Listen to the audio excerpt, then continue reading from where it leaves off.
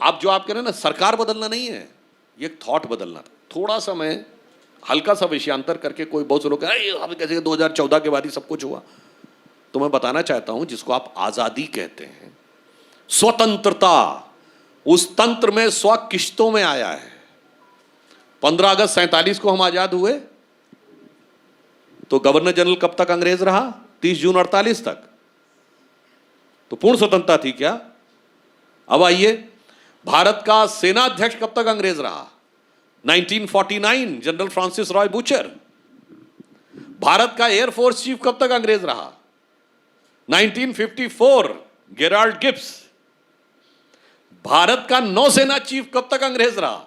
1958 Stephen Carlisle. देखिए किस्तों में मिल रही है आजादी।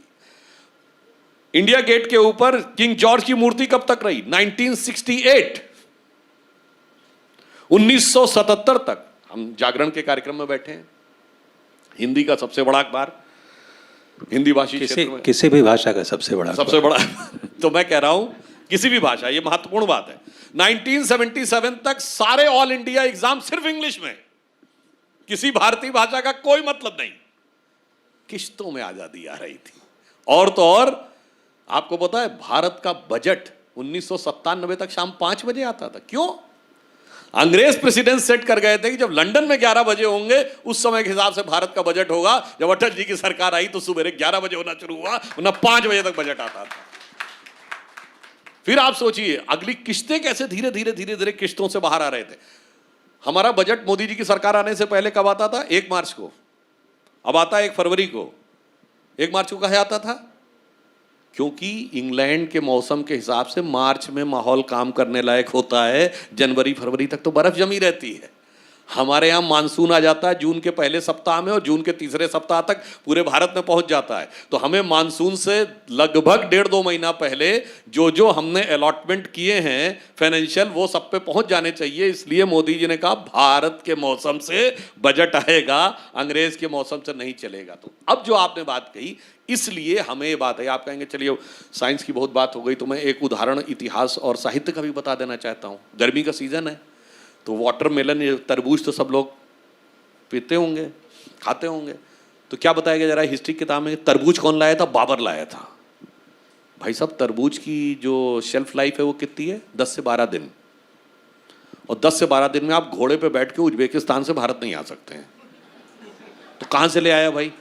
और वो तो आके काबुल में रुक गया था। और आपको जरा ये बात लॉजिकल लगती कि इतना बड़ा बड़ा तरबूज कोई फौज लेके चल रही होगी? अरे फौज को जरूरत क्या होती थी? जहां पहुंचते थे वहां सबसे झड़प लेते थे वो लोग। उस जमाने में लूट फाट के अपना खाना रख लेते थे, ज्यादा रसद लेके थोड़ी चलते थे। अब आप आइए, मगर कितनी बढ़िया थ्योरी बताई। अच्छा मान लिया जाए बाहर से आया, तो ये बताइए हमारा व्यापार तो हजारों साल से हो रहा था, तो ये व्यापारी लेके क्यों नहीं आ सकता था? मतलब उस तरबूज को आने के लिए भी एक लुटेरे का इंतजार था। क्यों? क्योंकि मार्क्सिस्ट फिलॉसफी में व्यापारी को तो बेईमान और धूर्त दिखाना है और लुटेरे को महान दिखाना है।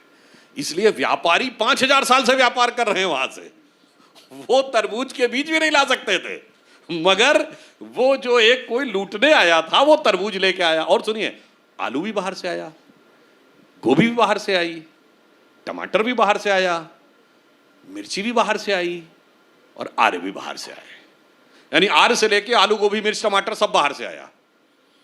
क्या बढ़िया कहानी में बताई गई है कि आर्य कहां से चले? आर्कटिक से, फिर वहां चले नॉर्दर्न यूरोप में आए, सेंट्रल यूरोप में आए, आल्स में आए, सेंट्रल एशिया में आए, अफगानिस्तान में आए, फिर भारत में आए, उत्तर भारत में, फिर यहां आके रुक गए। बर्मा क्यों नहीं गए? थाईलैंड क्यों नहीं गए? वियतनाम क्यों नहीं गए? ऐसा लगा जैसे वहां से सिर्फ उत्तर और दक्षिण भारत का विभाजन करने के लिए आ रहे थे। अद्भुत थ्योरीज हमको पढ़ाई गई, ऐसी ऐसी चीजें हमें पढ़ाई गई, और हमारे दिमागों में वो चीजें भर गई इस ढंग से कि आज भी हमारा इंटेलेक्चुअल क्लास, जैसे सुषमा स्वराज जी ने 1996 के अपने स्पीच में कहा था कि जब तक आप भारतीय होने पे शर्म का अनुभव और हिंदू होने पे ग्लानि का अनुभव न करें, तब तक आप भारत में इंटेलेक्चुअल नहीं माने जा सकते थे। ऐसी वाहियात थ्योरियां अब हम लोग बचपन में पढ़े हैं, जो हमारी जनरेशन के होंगे और हमसे बड़े वाले सभी यही पढ़े होंगे, कि Sangam is the confluence of Ganga, Jamuna and the mythical Saraswati. यही पढ़ाया गया है। गंगा जमुना और काल्पनिक सरस्वती के संगम पर प्रयागराज है।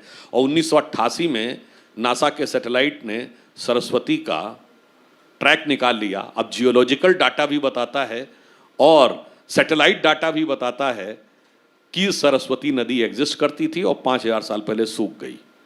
आप सोचिए क्या जबरदस्त थ्योरी। और आपको पता है जियोलॉजिकल डाटा ये बताता है at the peak of it Saraswati नदी की विड्थ क्या थी, 6 to 8 किलोमीटर्स। तभी उसका इतना जबरदस्त वर्णन वेदों में है। और सुनिए, कहते हैं आर्य तो आए बाहर से, वेद लिखे गए 1200 BC में और सरस्वती नदी सूख गई थी उसके 2500 साल पहले। तो जो 2500 साल पहले सूख गई थी उसका वो सारा बता रहे थे। इससे समझ में आता है कि हमारे दिमागों में किस ढंग की चीज भरी गई। और लास्ट में एक और पॉइंट कह दूं, हमारे यहाँ इतना बढ़िया नैरेटिव बनाया गया, ऐसा षड्यंत्रकारी नैरेटिव आपने कभी नहीं सुना होगा। हम सब ने बचपन में इस क्वेश्चन को जरूर कभी देखा हो, भाई आप इतने अच्छे थे तो गुलाम क्यों हो गए? सुना होगा ना। पहली बात तो भाई साहब दुनिया में कोई बचा क्या? हम बच गए बड़ी बात नहीं है। यानी सुनामी आई सारे जहाज पलट गए, हमारा जहाज बचा रहा, या भूकंप आया सारे मकान गिर गए हमारा मकान बड़ा था, चलो कोई बात नहीं। हाँ भाई साहब हम तो गुलाम थे। अगर हम गुलाम थे, 2000 साल से आक्रमण झेला और 1000 साल की सीधी गुलामी थी, तो जो कुछ इन 1000 सालों में समाज में हुआ उसके लिए हम जिम्मेदार कैसे हैं? नहीं, जिम्मेदार तो तुम ही हो भाई साहब, हम तो गुलाम थे। तो जो रूलर जिम्मेदार है कि गुलाम जिम्मेदार है? ना ना ना ना ना, जिम्मेदार तो तुम ही। इसका मतलब हम गुलाम नहीं थे? नहीं, गुलाम तो तुम थे। यानी ऐसा कैच 22 का लॉजिक बताया गया है कि तुम गुलाम भी हो और तुम ही निर्णय भी ले रहे हो। यानी हमें खुद मुख्तार गुलाम थे, ये हमें समझाया गया। क्यों गुलाम? इसलिए बताना है ताकि आपका कॉन्फिडेंस ना आने पाए। और गुलामी में आई सामाजिक विकृतियों का जिम्मेदार भी आप ही को ठहराना है, ताकि समाज में आज लड़ाने की व्यवस्था भी पूरी करके रखी जाए। इस कैच में हमें फंसाया गया। और साहित्य में मैं एक बात आपसे कहूं, Kalidas was the Shakespeare of India, ये हम लोगों को पढ़ाया गया है। अब कालिदास को तो भूल जाइए, कालिदास तो बहुत बड़े कवि थे, तुलसीदास से बड़े। शेक्सपियर ने पूरे साहित्य में कितने वर्ड्स का प्रयोग किया है? यूजुअली 12,000 वर्ड्स, नॉर्मली 18,000 वर्ड और मैक्सिमम 30,000 वर्ड्स। हेमलेट उनका ऐसा वो है ग्रंथ जिसमें सर्वाधिक 30,000 शब्दों का प्रयोग किया है।